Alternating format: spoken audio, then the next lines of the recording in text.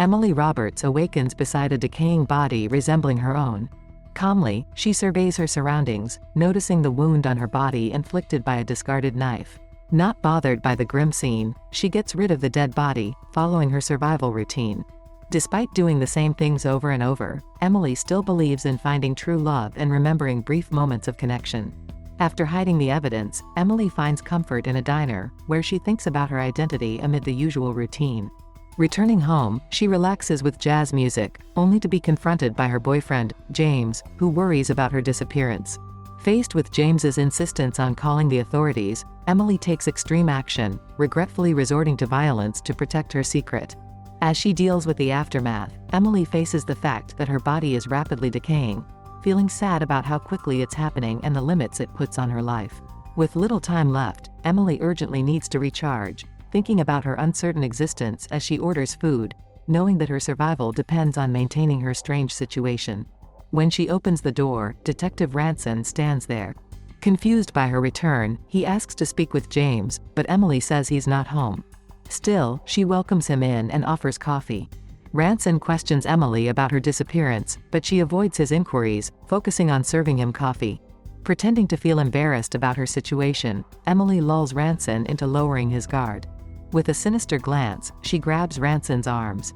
He cries out in pain as his face distorts. Later, Ransone's lifeless body lies on the couch while the shapeshifter, now in Ransone's form, adjusts to his new appearance and identity. He checks Ransone's gun, grinning.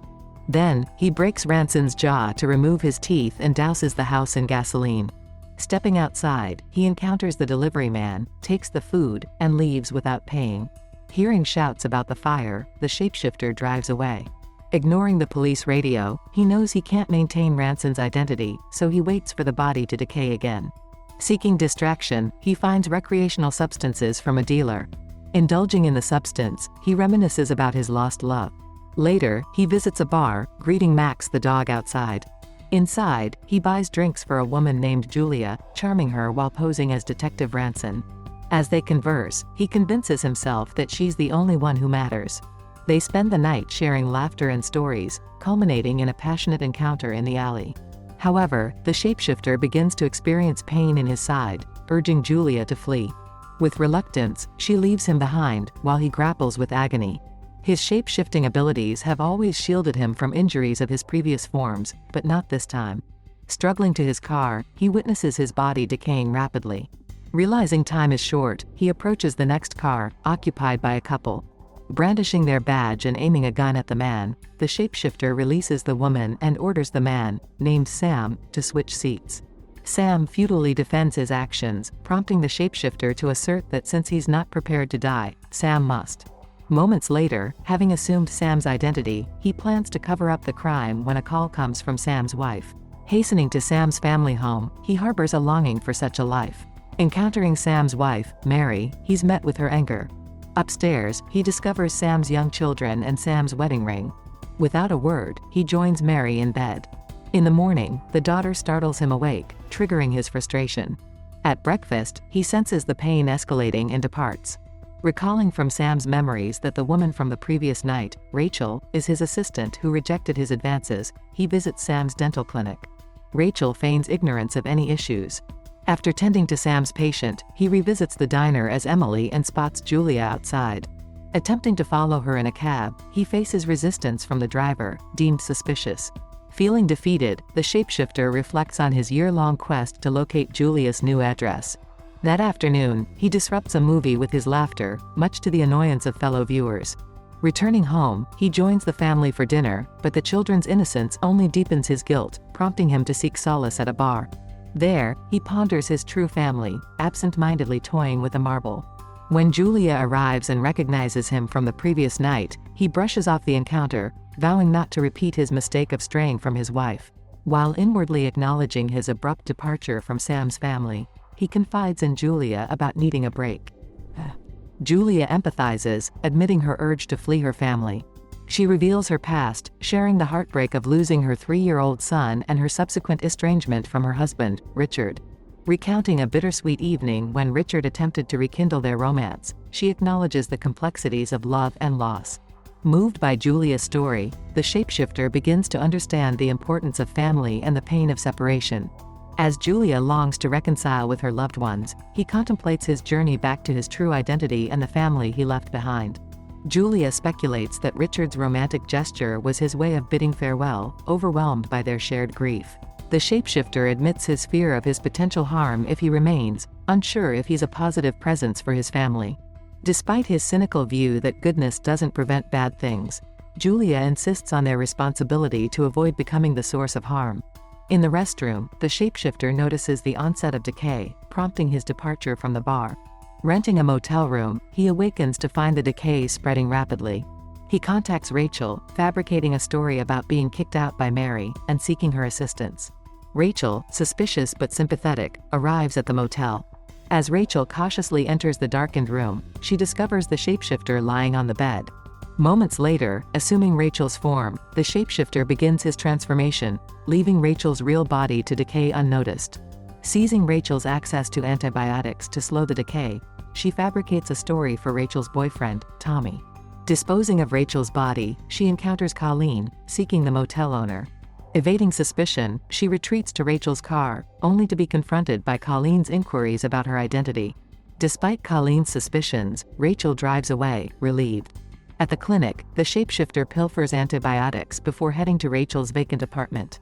Next, she returns to the bar, finding solace beside Julia.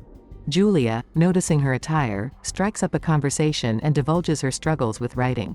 Introducing herself as Drew, the shapeshifter engages with Julia, reminiscing about the bar's past. Julia, intrigued, remarks on Drew's melancholy gaze, prompting Drew to reveal her profession as a counselor. Julia offers a business card, suggesting a visit to her office. As a man offers a drink, Julia excuses herself, leaving Drew alone. Uninterested, Drew observes Julia conversing with a man named Robert.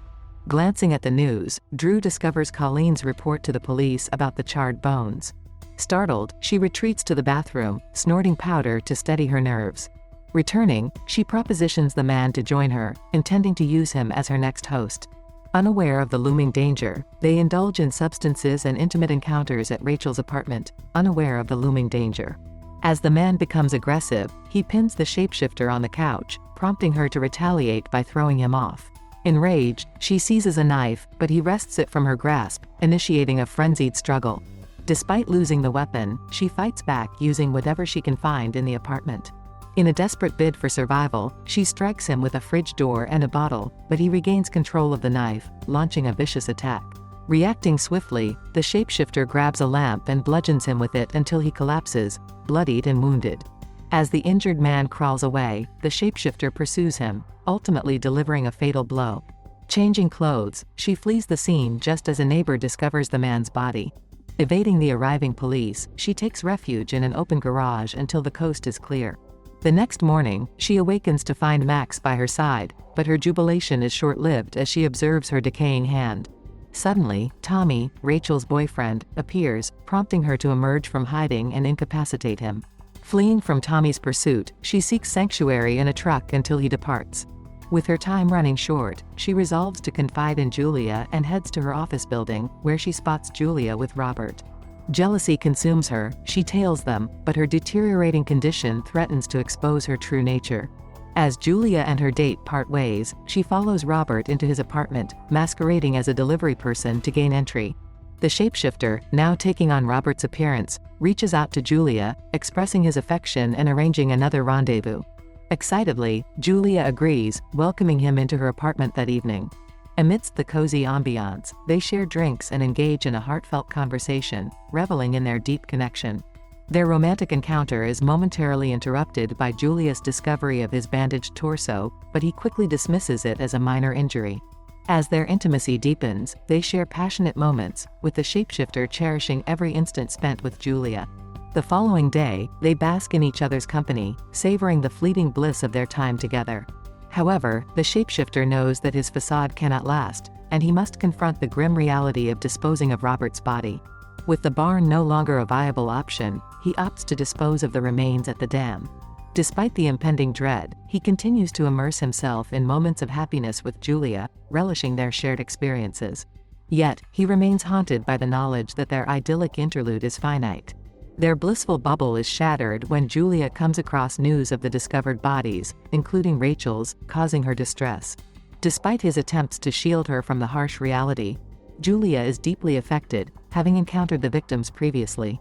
Desperate to reassure her, the shapeshifter pledges to safeguard her. One fateful evening, as they prepare for another date, the shapeshifter's deteriorating condition becomes apparent. Retreating to the bathroom, he grapples with his crumbling facade, leaving Julia concerned. Summoning his resolve, he confronts Julia, seeking her trust as he prepares to divulge his truth. The shapeshifter bravely opens up to Julia, revealing a haunting truth from his past. He recounts the tragic incident of his mother's accidental death when he was just 12 years old, back in 1954, leaving Julia bewildered by the timeline. Despite the circumstances, he vividly recalls the profound love his mother had for him, a love he had never experienced elsewhere until recent years. Struggling to articulate his complex existence, the shapeshifter discloses his dire need to assume the identities of others to survive, absorbing everything that defines their essence, including their memories. Julia, grappling with disbelief, decides to leave, unable to comprehend the gravity of his revelation.